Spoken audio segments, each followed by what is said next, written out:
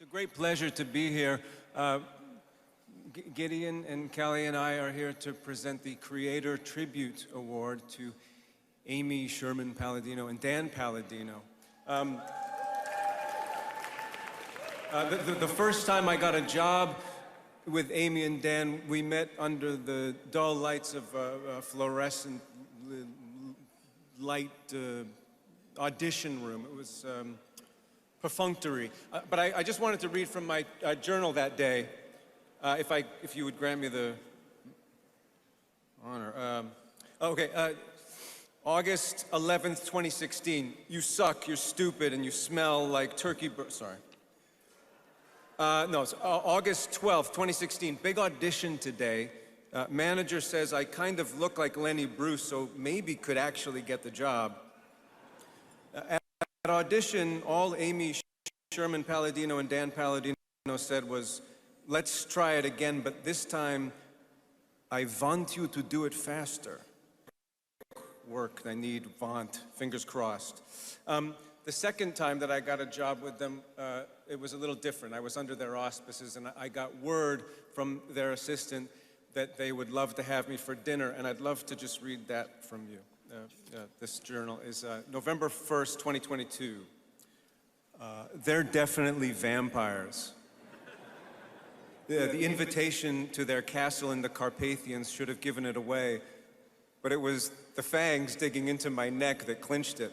Not that I minded. In fact, last night I felt seen in a way I haven't felt.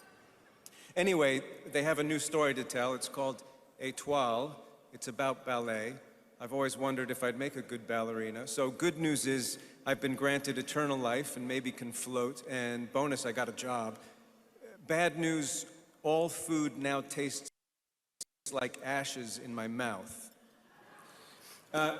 Lenny Bruce said, well, he said a lot of things, but he said, I'm going to piss on you. No, he said, he did say that, but he said, there are never enough I love yous. And in the spirit of that, I just want to say to Amy and Dan, I love you, and I will love you until the day someone drives a stake into my heart. Thank you.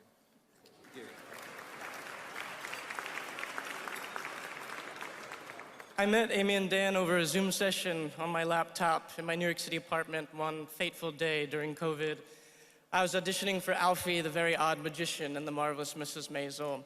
And I had a feeling the audition was going my way when after my first read, Amy looked at me and said, God, you're weird.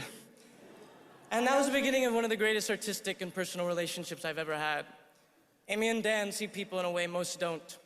They celebrate and champion eccentricity and individuality, and they're not afraid to let their characters show their warts and all. When they invited me to join the writer's room for the first season of Étoile, they set in motion a chain reaction that changed the course of my life. Getting to observe masters of their craft up close, to truly see how the sausage gets made, I hate saying that, but I did, felt like graduating from the finest film school without paying a cent. I've told them this before, but it bears repeating. When people you admire so deeply believe in you, you start to believe in yourself. And that's the greatest gift I could have ever received. I know I speak for everyone who's had the privilege of working with Amy and Dan when I say this. When you're in their hands, you're in the best hands. They don't just lead, they empower. With them, you're not only set up to succeed, you're given every opportunity to truly flourish. And that's not just rare, it's, I hate to say it, marvelous.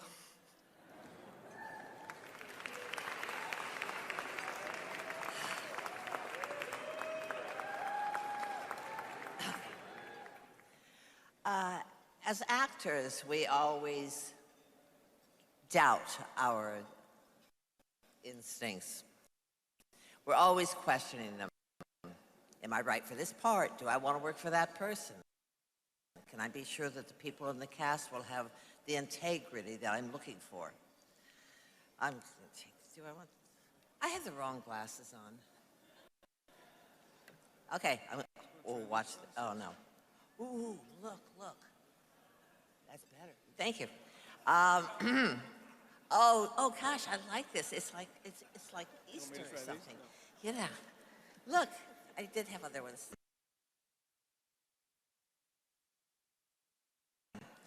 So I'm back. Okay, now back to being an actor.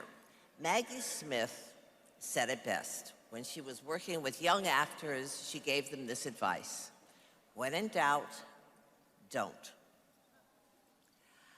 When I got the phone call from my agent to audition for the role of Emily Gilmore, a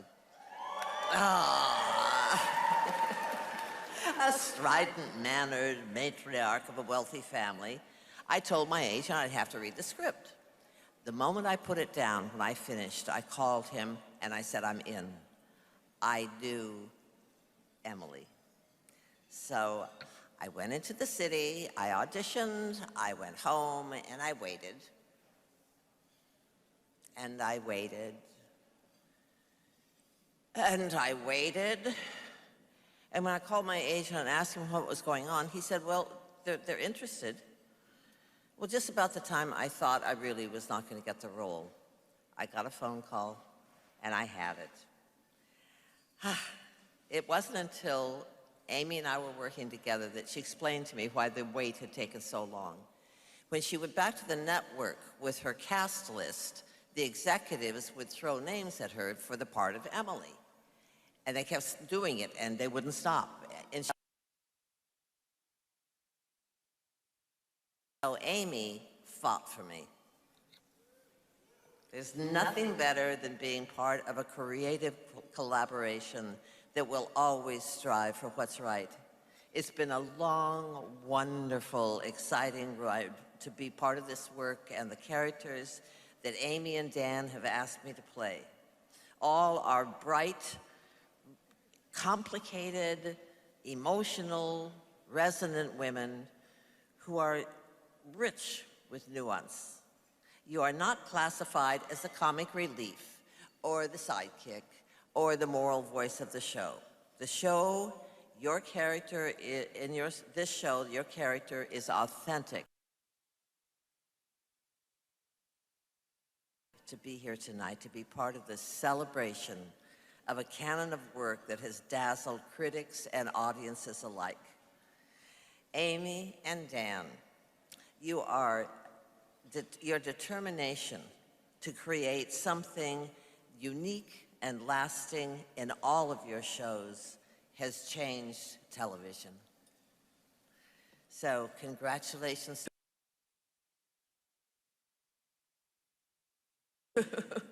Present you with the Gotham Creator Tribute Award.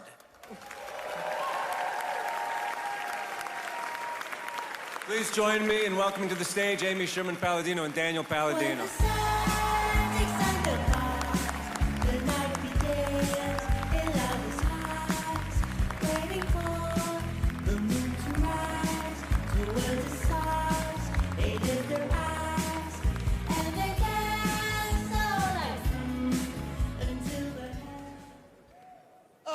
I'm exhausted just watching that. I don't remember any of that. I want to thank Brian Tyree Henry for answering my question of, is this a function you can say fuck at? So, thank you. This is delightful. This is really nice, and I hope you all enjoyed your food. If not, it'll be served at the next function. But I just thought, after seeing that, and all of our wonderful friends here, I thought I'd take the occasion to finally ask my husband if I can retire. I'm done. I'm exhausted. No. No, because we love what we do. We have persistence, and we have gambling debts. Yep. And we need to keep working. Us and Bruno Mars. Also, one more, and also Kate Mulgrew. My grandmother got me hooked to Ryan's Hope, your soap opera, and I missed the last 8 years, and I need you to fill me in on what happened then. But it was a favorite. We have no speech prepared. We prepared We're nothing. Two of those people. We and did not take it seriously at all. And we're getting the Creator Award, Yeah. and we did not bother to create a speech. And they said, don't go over 4 minutes, and I'm like, I trained myself to not get played off, so everything I say is 28 seconds, and then we run. So I think we'll say thank you for allowing us to have a function where we're honored in New York. We didn't have to get on a plane. We didn't have to go to LA. God love you for that. Anything to keep me in New York is my heart and my everything. And we got to sit with some of our favorite people, Danny Strong, Lou Kirby, Gideon Glick, Kelly Bishop, my beloved Rachel Brosnahan, who wore a dress that she cannot sit in. She's been balancing on the edge of a dress for 6.5 hours now. So that's love. We love this business. God, please help everybody. Let's make it survive. Skynet, work with us, please. I love you, thank you, and I guess we can't get divorced either, right? This Not is yet. sort of it, right? Not yet. Okay. Not yet. Again, the gambling debts, we got to keep it together. Okay, we're gonna sit down. Thank you. You guys are all amazingly talented. We don't belong here. Thank you very much. Thank you very much, everybody. Thank you.